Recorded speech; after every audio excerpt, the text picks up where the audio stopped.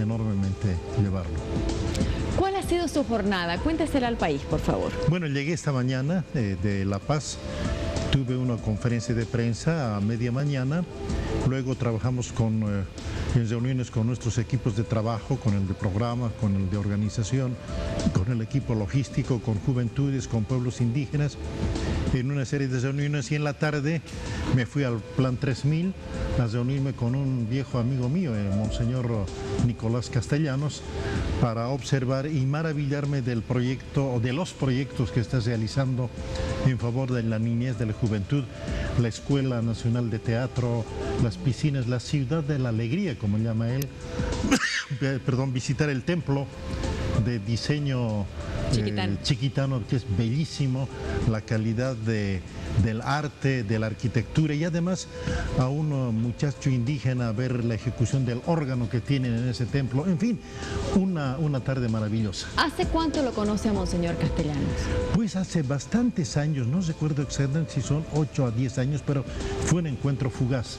Pero después no tuvimos la oportunidad de reunirnos como lo hicimos esta tarde. Ha sido toda una tarde donde caminamos por todos esos espacios. Son alrededor de 10 hectáreas de diversas construcciones, y conversar con las personas que estaban ahí, con él, nos explicó con mucho amor y cariño los detalles de esas construcciones, y me convencí de lo interesante que es la voluntad de una persona, la decisión, porque él, como usted sabe, Jiménez, de España, se enamoró de Bolivia, ahora es monseñor emérito, es decir, está ya en situación de retiro, pero su amor por Santa Cruz y por Bolivia se mantiene permanente. Y cómo una persona puede promover un desarrollo tan importante y proyectos realmente tan interesantes.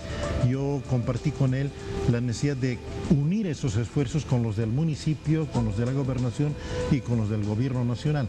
Si hubieran varios monseñores castellanos en todo el país, en cada departamento, imagínense las maravillas que se podrían lograr.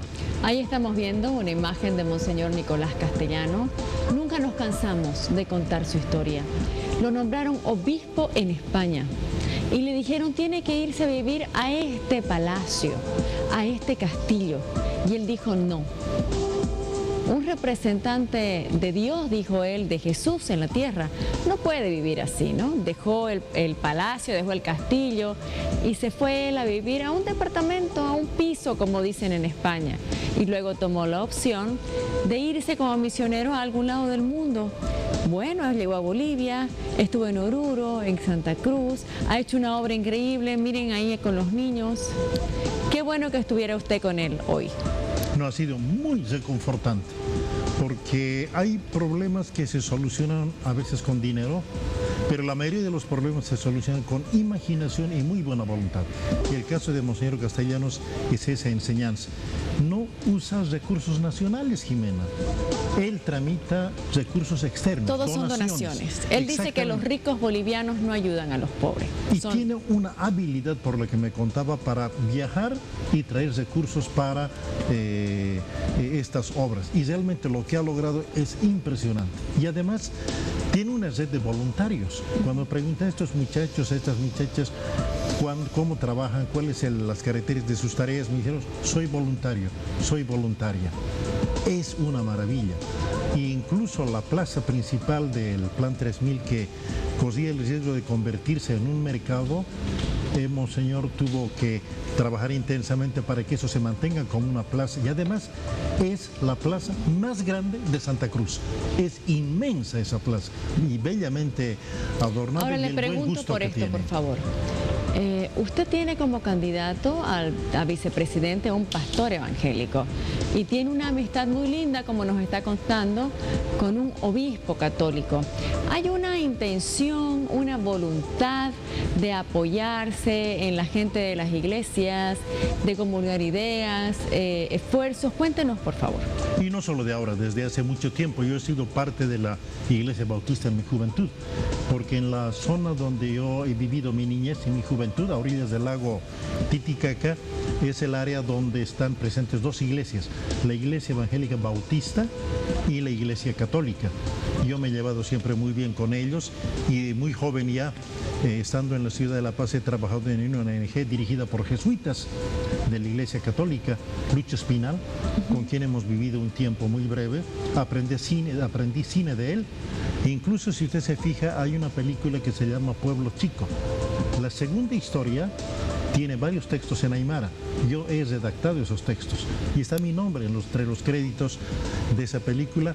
Y el actor principal es mi papá, que ya falleció, y mi prima es la supuesta esposa de mi papá. Y el muchacho, Isico, el muchacho que emigra a la ciudad de La Paz, es mi sobrino. Ahora, bueno, ya mayor de edad. Así que, gracias a Lucho Espinal conocí el cine. Soy muy amigo de Javier Albó, de Luis Alegre, de Claudio Pou, grandes jesuitas, de quienes he aprendido muchísimo, y también relacionamiento con la Iglesia Bautista. He sido dirigente de la Sociedad de Jóvenes de la Iglesia Bautista, de la Iglesia Nazarena, así que mi relación con el mundo cristiano no es reciente, desde hace mucho tiempo. ¿Y la religión suya cuál es? ¿Perdón? La religión suya, ¿qué religión profesa? Bueno, yo diríamos la religión cristiana y también la religión de mi pueblo originario. Yo soy indígena aymara. Pero cuando dice cristiana, ¿usted tuvo un bautizo, primera comunión o fue bautizado en una iglesia evangélica? He tenido más relación con la Iglesia Evangélica Bautista desde mi niñez y mi juventud. He sido dirigente de la Sociedad de Jóvenes de la Iglesia Bautista. ¿Va hoy a algún templo, alguna iglesia? Voy con menor frecuencia a la Iglesia Evangélica, con mayor frecuencia a la Iglesia Católica, ¿no? Y en proyectos conjuntos. Hace poco, por ejemplo, más que un trabajo religioso, estábamos reunidos este fin de semana con un alto miembro de la Fundación Jubileo de la Iglesia Católica. Pero eso es trabajo. Así es. En el tema de ir usted por su fe, la gente cuando va los domingos a una iglesia, ¿usted a cuál asiste? Voy a la Iglesia Católica cuando puedo, y cuando puedo también voy a la Iglesia Evangélica, porque tengo relaciones en ambas iglesias y amistades que es difícil pues romper con ellos. Muy bien. Quiero hacerle escuchar algo, por favor. Nosotros fuimos a las calles y le preguntamos a la gente en Santa Cruz si votarían por Víctor Hugo Cárdenas para presidente. Estos respondieron. ¿Votaría usted por Víctor Hugo Cárdenas para presidente de Bolivia o no? No. ¿Por qué? No, es un candidato antiguo, ya prefiero algo nuevo. Votaría. ¿Por qué? Porque un candidato que lo veo idóneo, ¿no? para ser presidente. La verdad que no tengo conocimiento sobre las propuestas que él tenga, entonces me abstengo, digamos, a votar por alguien que no sé, digamos. Sí, votaría por él. ¿Por qué? Es que es el único que representa a las plataformas y al voto ciudadano, ¿no? que defendemos el 21 de febrero, que respete nuestro voto, así que es el representante de todos los que defendemos ese día. Sí, ¿Por qué? todos necesitamos una segunda oportunidad para realizar, ¿no?, este tipo de mandato. Y Víctor Hugo Cárdenas veo que también es una persona que tiene ese talento para volver a realizarlo. Tendría que ver su propuesta, todavía no sé nada de eso. Claro que sí. ¿Por qué? Me gusta porque es una persona bien preparada. No, ya es presidente viejo, ya no, ya para qué, ya pasó ya su tiempo de ser presidente, así vicepresidente. ¿Y cómo nos dejó? No, ¿Por qué? siempre queremos algo nuevo. Don Víctor Hugo, por favor, comente y responda a los que dicen eso, que tiene buena preparación, figura vieja. ¿Qué les puede decir? Pues agradecer las opiniones favorables, pero también agradecer las opiniones adversas. Esto en la vida política es normal. Lo único que comentaría es de que va a llegar un momento en que los votantes en el país se van a dar cuenta que ir a la candidatura de la presidencia no es un concurso de belleza. No se elige gobernantes por la edad. Se elige gobernantes por la capacidad de solucionar los problemas. Y no siempre eso viene con la juventud y frecuentemente viene más bien con la mayoría de edad. No es fácil solucionar los problemas en una época de severa crisis. Los siguientes años van a ser muy complicados en la economía boliviana. Las reservas internacionales del país se han reducido a la mitad. Eran más de 15.000 millones y hoy día bordea alrededor de los 8.000 millones.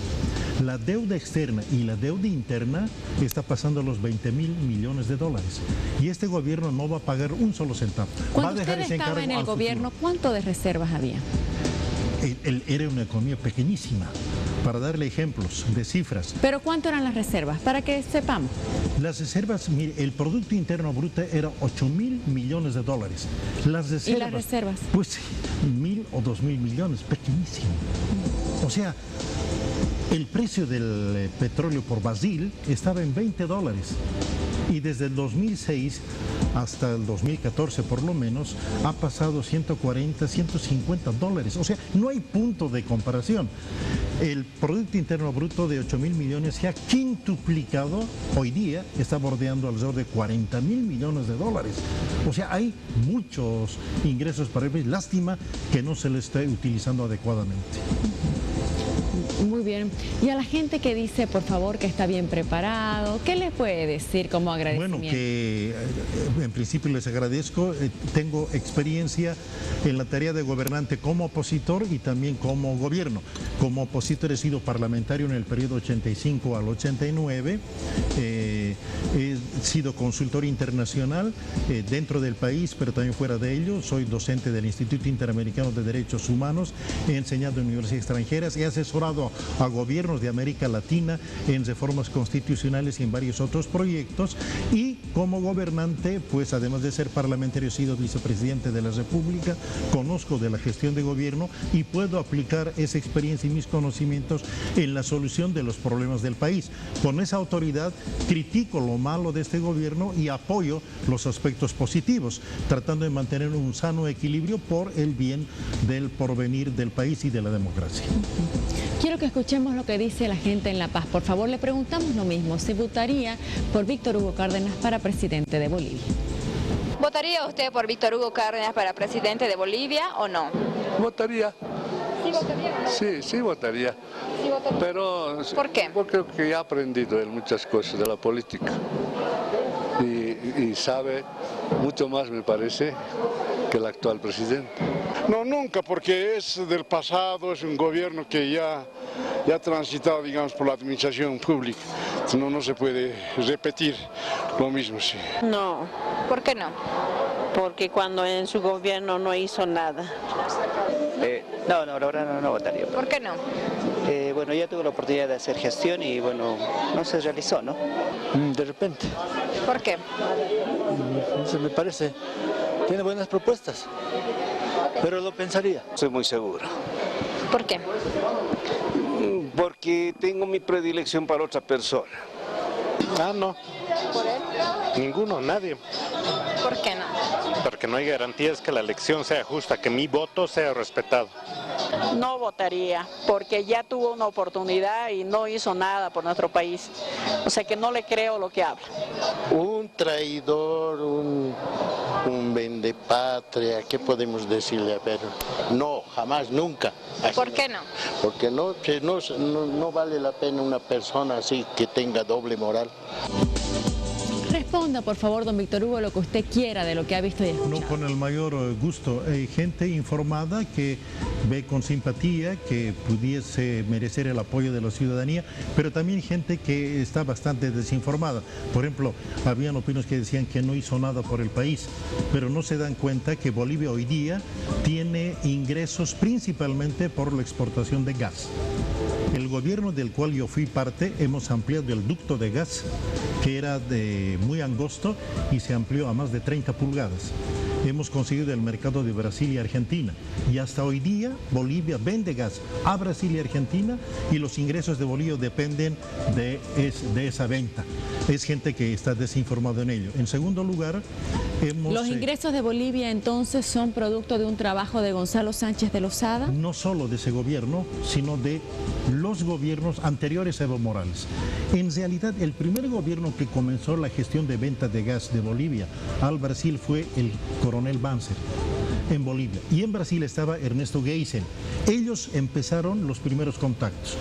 El gobierno del cual yo fui parte, es decir, con GONI 1, para diferenciar del GONI 2 del 2000 al 2003, con GONI 1 continuamos esas gestiones y concretamos los mercados de Brasil y de Argentina. Los otros gobiernos continuaron esos procesos y cuando Evo Morales llegó, ya los mercados de Brasil y Argentina estaban asegurados. Y además de eso, de esos dos mercados seguros, empezó el proceso de condonación de nuestra deuda. O sea que Evo Morales llegó sobre mesa servida, con condonación negociada de la deuda externa, quiero decir, y con acuerdos de venta a Brasil y Argentina. En su gobierno no exploró, no perforó Evo Morales ningún pozo. Está exprimiendo los pozos que han descubierto a anteriores gobiernos. Es más, ¿ninguna exploración ha habido? Hubo exploración, pero con tan mala suerte que no se han encontrado gas. más pozos. Por no ejemplo, se ha encontrado nada, en el Madide han perforado miles de metros y no encontraron gas. Y el último, el pozo Boyuy. La noticia ha sido que es el pozo más profundo, pero no interesa la profundidad, lo que interesa es si tiene gas o no tiene gas. Entonces, algo raro pasa ahí. ¿No tiene gas ese pozo? Es lo que se ha dicho hasta ahora, no se ha demostrado que haya gas. En la noticia que dijo el presidente es de que tenemos el pozo más profundo, pero eso es irrelevante. Lo que nos tiene que decir es cuánto gas tiene ese yacimiento. Esa debe ser la noticia, porque Jimena, el gas se está acabando. Y además el contrato con Brasil fenece el año venidero, es decir, este año, 2019, y no tenemos nuevos buenos contratos. Argentina ya no requiere nuestro gas, está vendiendo gas del yacimiento de Vaca Muerta a Brasil, Chile y Uruguay. Entonces estamos en serios problemas. Debe ser muy complicado, ¿no?, para la gente que nos mira en su casa. Anoche lo teníamos sentado en la misma silla que está hoy don Víctor Hugo Cárdenas, al presidente YPFB, y nos decía de que es un descubrimiento histórico, que se cambia el paradigma de la explotación de gas, que es una cantidad increíble. Lo comparó a un solo pozo con el pozo de San Alberto y dijo que hay varios San Albertos ahí. Bueno, entonces para la gente que está en sus casas, lo escucha hoy a don Víctor Hugo y dice, no hay nada, debe ser una complicación, ¿no? Así que cada uno debe tener que buscar la forma de tener más información para llegar a algo. Es algo más grave todavía. Dijo, hay un mar de gas. Eso dijo el ministro. Hay un mar de gas. Le pregunto por esto. Pero ¿cuánto está? ¿Dónde está? No se ha dado cifras. O sea, hay que hablar en TCFs. ¿Cuántos TCFs de gas existen en ese pozo? Esa debe ser la noticia. Porque lo que hay ahora es una mezcla de cifras falsas. Se dice que hay 10.7 TCFs, pero está mezclando el gobierno las reservas probadas, las probables y las posibles. Eso es hacer trampa. En realidad, debe haber en Bolivia alrededor de 4 TCFs, no más. Cuando estábamos en ¿Basado gobierno, en qué lo dice, por favor, usted? En una certificación anterior. ¿En cuál? Cuando este gobierno llegó al poder, tenía alrededor de 13 TCFs. Para otra cifra que se ha publicado es más de 10 TCFs. ¿Ya? Tiene que haberse gastado, tiene que haberse consumido en el mercado interno y en la venta al exterior. Entonces, tiene que haber menos a 10 TCFs. Según expertos, varios que publican en la prensa nacional, hablan de alrededor de 4 TCFs. Pero el gobierno, ¿qué ha hecho? Ahora, don Víctor Hugo Cárdenas, esta certificación es de una empresa que opera en todo el mundo. Así es. ¿Por qué mentiría esa certificación? Yo no sé por qué, pero no dio un dato real. Permítame, por favor. Ahora le voy a preguntar por otra cosa. Usted dijo GONI 1 y GONI 2. Sí. No, ¿cuál es la diferencia entre el GONI 1 y GONI 2? El GONI 1 es el gobierno del cual yo fui parte y que aprobó medidas en el campo social como la participación popular, la ley de descentralización, la ley INSA, mediante el cual al TIPNES le dimos propiedad territorial, el derecho de las mujeres a que puedan ser titulares de propiedad agraria, la ley de violencia intrafamiliar, la reforma educativa, la capitalización, la conexión de Internet con el mundo entero, esto es diciembre del 94, y otras medidas. GONI 1. GONI 2, 2000-2003 es la guerra del gas, la guerra del agua. Yo no era vicepresidente, era otra persona, y que en el Alto lamentablemente hubo pérdida de más o menos unas 60 vidas humanas. Y el país se fija más en el GONI 2 y no recuerdan para nada el GONI 1, la primera gestión. Con el GONI 2, ¿usted qué hizo? ¿Hizo algo? No, yo nada tengo que ver con el GONI 2, absolutamente. Muy bien. Le voy a leer algunos mensajes del Soberano. Me voy a la pantalla táctil de No Mentiras, porque el Soberano, por supuesto, lo ve y quiere participar. Sería bueno que se refiera a la capitalización del que fue el coautor y sumió en la pobreza al país y la dependencia, nos dice. Desde Sucre, con él sí se daría un verdadero cambio en Bolivia. Desde La Paz, buenas noches, don Víctor Hugo. ¿Dejará su fraternidad señorial y Illimani a cambio de la política? Señor Cárdenas, si fuera presidente, ¿volvería a capitalizar las empresas nacionalizadas? Nos preguntan. Desde Cochabamba, es una gran opción, está capacitado para sacar adelante a Bolivia. Cuente con mi voto por una Bolivia mejor. ¿Quién iría como candidato a vicepresidente en la UCS? Bueno, ya tiene su candidato a la vicepresidencia, es el Pastor Peinado. Señor Cárdenas, ¿usted está en contra o a favor del SUS? Le preguntan. Sobre eso, por favor, ¿qué puede decir del SUS? El SUS es un anuncio demagógico, irresponsable y que no tiene el sustento financiero. Lo único significativo hasta ahora ha sido el SUMI, el Seguro Universitario Materno Infantil. El SUS es una promesa que no pudo completarlo en 13 años y que ahora por el contexto electoral están planteándolo y lamentablemente los médicos tienen toda la razón. Es una promesa insostenible, es decir, es demagógico. Muy bien. Quiero agradecerles por haber estado esta noche en No Mentiras. Un gusto, Jimena, y un saludo cordial a los televidentes. Siempre es bueno que tengan la chance de escuchar a los candidatos. Hay otros candidatos que no están apareciendo en los medios, que no dan entrevistas, y tener la chance de conversar y de que ustedes desde sus casas puedan conversar con los candidatos nos parece que es lo más democrático que puede haber. Esa va a ser su línea, don Víctor Hugo. ¿Va a seguir al alcance de los medios? Efectivamente, y permítame concluir con dos pequeños anuncios. Uno, nuestra asistencia a la convocatoria de los comités cívicos para el día jueves. Vamos a compartir y conversar ideas sobre el tema de las primarias, respecto al cual somos muy críticos. Vamos a hacer una votación simbólica en un par de mesas para no entrar en el juego de dilapidación de recursos que el Tribunal Electoral está organizando. Vamos a plantear la renuncia de los vocales del Tribunal Supremo Electoral y la posibilidad de crear condiciones para la designación de vocales idóneos, independientes y realmente imparciales, como hubo a principios de los 90 en la Corte Electoral encabezada por don Huáscar Cajías Kaufmann y otras propuestas. Y además felicitar públicamente al diputado José Carlos Gutiérrez por la actitud valiente que tuvo al exigir frente al anuncio ilegal de una encuesta publicada por el MAS para que sea sancionado, igual que fue sancionado Unidad Demócrata en el Beni cuando se anularon e inhabilitaron más de 200 postulantes. No hay partidos de primera o de segunda, todos los partidos tienen que merecer el mismo trato, así que ojalá que tenga éxito ese diputado en su trámite y el Tribunal Electoral inhabilite a Evo Morales y Álvaro García y además suspenda la personería jurídica del MAS y aplique la sanción económica correspondiente. Cierro con esto. ¿Qué le ha parecido a usted, por favor, la decisión de la Organización de Estados Americanos, comunicada además por don Luis Almagro, de enviar una comisión a Bolivia? Vamos a mostrar, este es el momento en el que don Luis Almagro, secretario general de la OEA, anunciaba de que la OEA envía una comisión y se lo ve ahí muy sonriente, muy amigable con el expresidente del Senado y actual embajador de Bolivia. Bueno, a mí me llama la atención que un fenómeno como las elecciones primarias, cuestionada no solo por partidos políticos, por las candidaturas, entre ellos la nuestra, pues merezca esta visita de la Organización de Estados Americanos, porque no va a haber elección. No sé a qué elección va a venir, porque elección quiere decir entre una opción A y una opción B.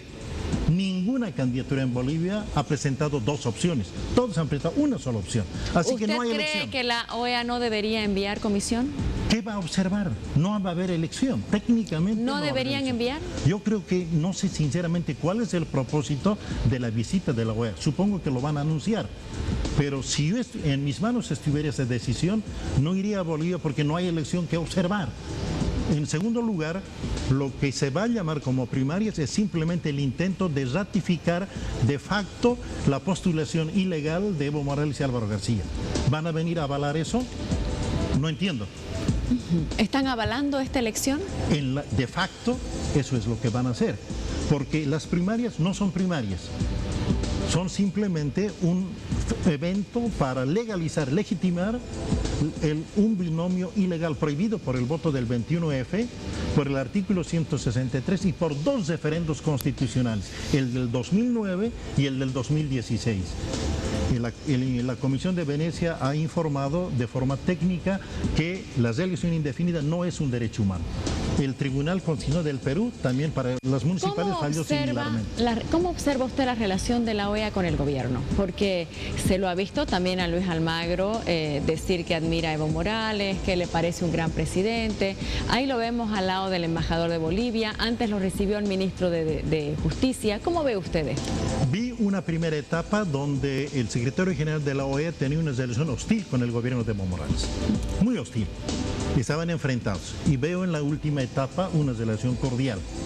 No entiendo cuáles son las razones, pero dejemos tiempo al tiempo. Supongo que esto se va a aclarar.